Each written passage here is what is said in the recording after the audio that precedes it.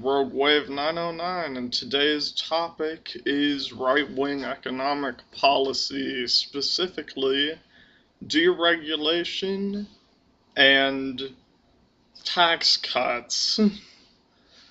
I will examine the effects of deregulation and tax cuts in this video. Firstly, I'll start with deregulation. The Republican Party, among other right-wing supporters, has advocated for a system of deregulation of economic activities.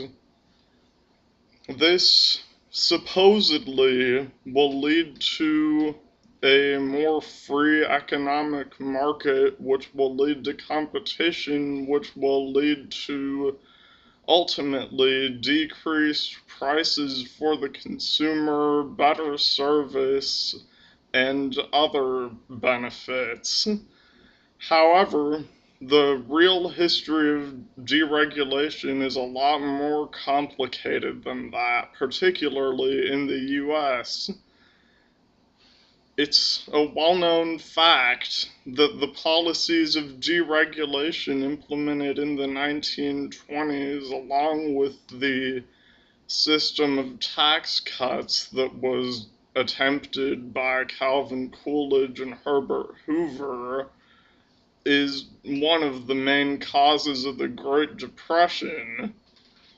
Also, in 1982, when Ronald Reagan deregulated the airline industry, it was supposed to promote competition in the airline industry, and what it ended up doing is causing a consolidation of major airline carriers, such that there are now only 3 major airline companies in the US at the moment, where before there were at least 5 that could be considered major airline companies.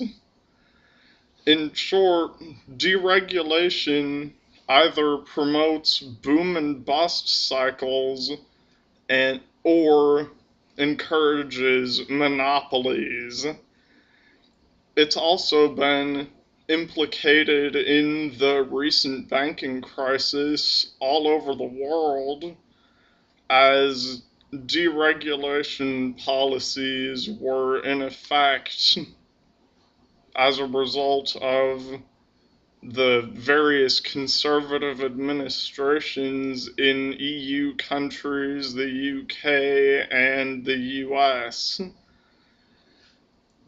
The end result of this deregulation was the recession of 2008 to today, which was notable for having the most banking failures since the Great Depression. The next thing I'm going to talk about is tax cuts.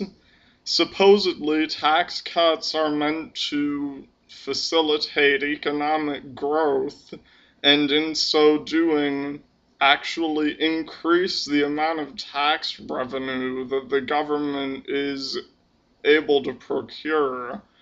In reality, however, this will not happen. There is no correlation between tax cuts for the rich and job growth. There is no correlation between tax cuts and revenue growth in the government. In fact, there's actually a slight negative correlation between the two, as the US government lost approximately $77 billion in the first year alone of the Bush tax cut regime. Also, tax cuts were implemented in the 1920s in hopes that it would reduce the government deficits. all it actually did was increase income inequality. And that's another flaw in so-called trickle-down or supply-side economics.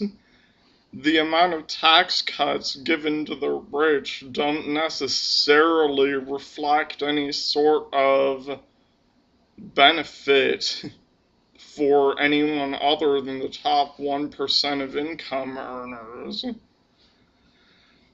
Also, the commonly stated goal of the Republican Party to minimize spending on social programs such as Social Security and Medicare, in addition to this policy, further affects the poor negatively.